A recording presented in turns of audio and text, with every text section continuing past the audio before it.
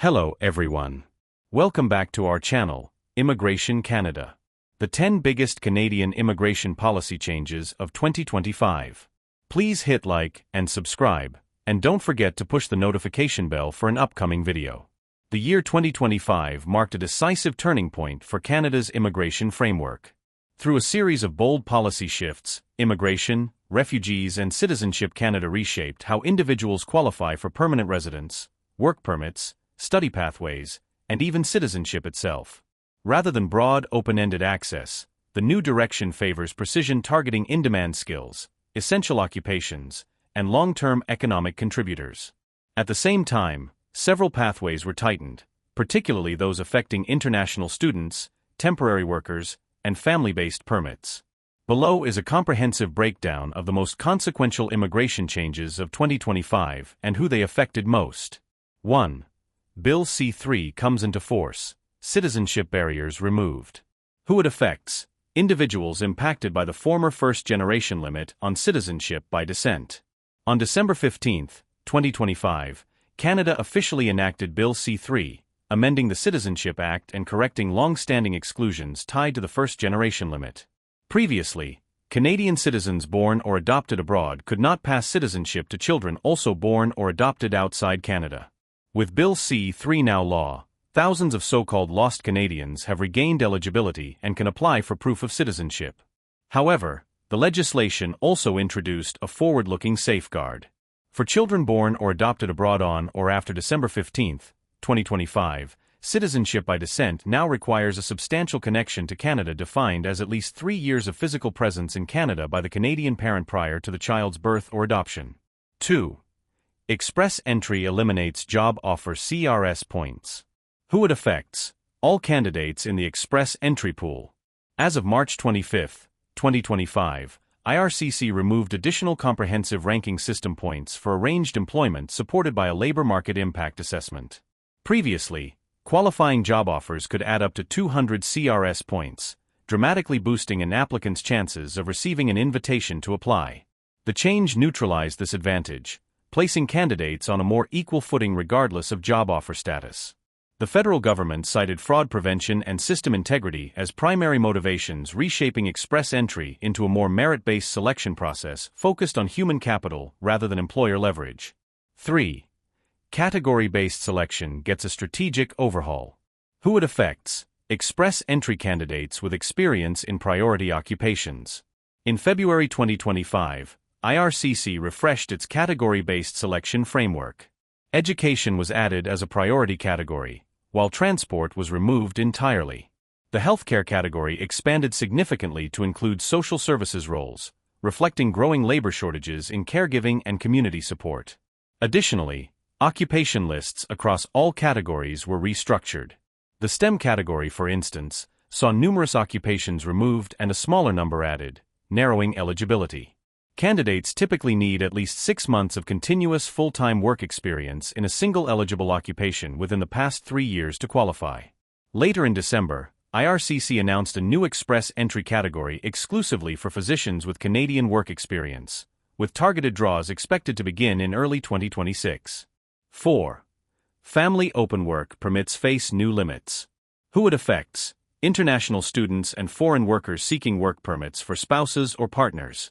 Effective January 21, 2025, IRCC significantly narrowed eligibility for family open work permits. For international students, only spouses or partners of those enrolled in doctoral programs, master's programs of at least 16 months, or select professional programs, such as law, nursing, and engineering, remained eligible. Foreign workers also faced tighter rules. Family OWPs are now limited to spouses or partners of individuals employed in TR0 or 1 roles, as well as select TR2 or 3 occupations in sectors like healthcare, skilled trades, and natural resources. 5. PGWP field of study rules are reworked, again. Who it affects: international students in non-exempt programs. The field of study requirement for post-graduation work permits continued evolving in 2025. Initially introduced in 2024, the rule ties PGWP eligibility to educational programs aligned with long-term labor shortages. In June 2025, IRCC revised the eligible program list, removing certain fields only to reinstate them a month later. Officials confirmed these programs would remain eligible until another update arrives in early 2026. As of now, over 1,100 programs qualify. Notably, bachelor's, master's, and doctoral degrees remain exempt from field of study restrictions. 6. New rules for students changing schools. Who it affects: post-secondary international students. As of November 8, 2024, international students must be actively enrolled at the designated learning institution named on their study permit. Changing schools now requires applying for a new or amended study permit, no longer just notifying IRCC. This change introduced serious timing considerations, as processing delays can disrupt academic start dates and program continuity. Students must now plan transfers well in advance to avoid falling out of status. 7. Provincial Nominee Programs face allocation whiplash. Who it affects: applicants seeking provincial nominations. In January 2025, the federal government reduced provincial nomination allocations nationwide, forcing provinces to pause or restrict multiple immigration streams. Many jurisdictions refocused on priority sectors such as healthcare, trades, and childcare. While Ontario remained excluded from mid-year negotiations, nearly all other provinces successfully restored much of their allocation by year's end. Some regions, including Yukon and the Northwest Territories, recovered nearly all of their previous nomination capacity. 8. Medical exams required upfront for express entry. Who it affects: express entry PR applicants. Starting August 21, 2025, non-exempt express entry applicants must complete an immigration medical exam before submitting their PR application. Previously, applicants waited for IRCC instructions post-submission.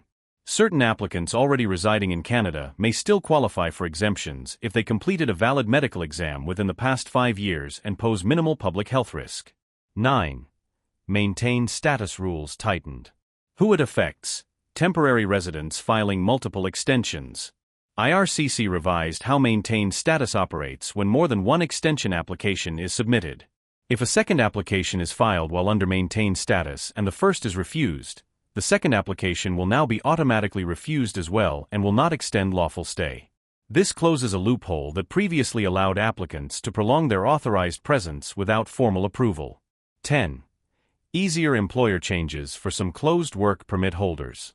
Who it affects: certain workers on employer-specific permits. IRCC extended a public policy allowing eligible closed work permit holders to switch employers while their new permit application is under review.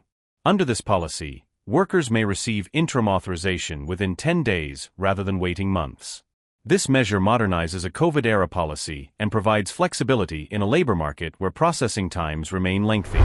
Final thoughts: precision over volume. Canada's 2025 immigration reforms reveal a clear philosophy: fewer shortcuts, sharper targeting, and a stronger alignment with economic priorities. For applicants, success now depends less on broad eligibility and more on strategic positioning.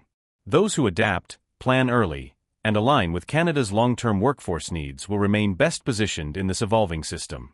That is all for today, in this video. See you later, in the next video. Till then, take care.